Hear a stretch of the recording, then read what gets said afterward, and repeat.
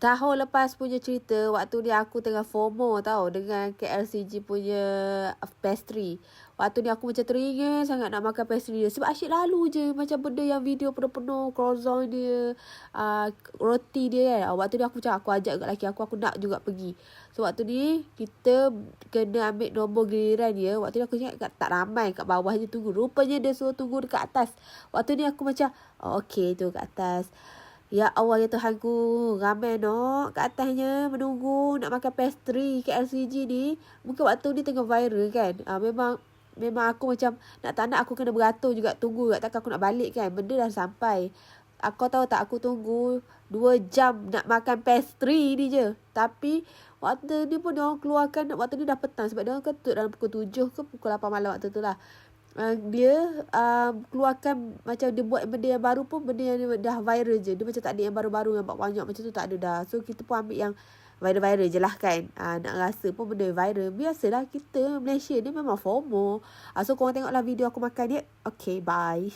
This mochi strawberry. Mochi strawberry. Mana tengok ni? Oh, ini dia.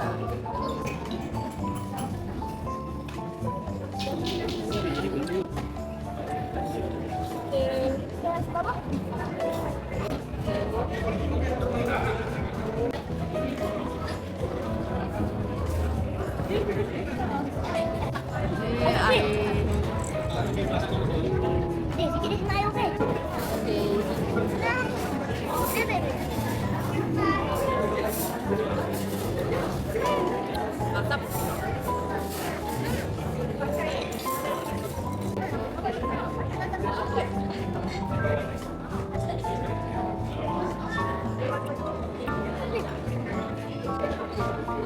Sama lah. Sama.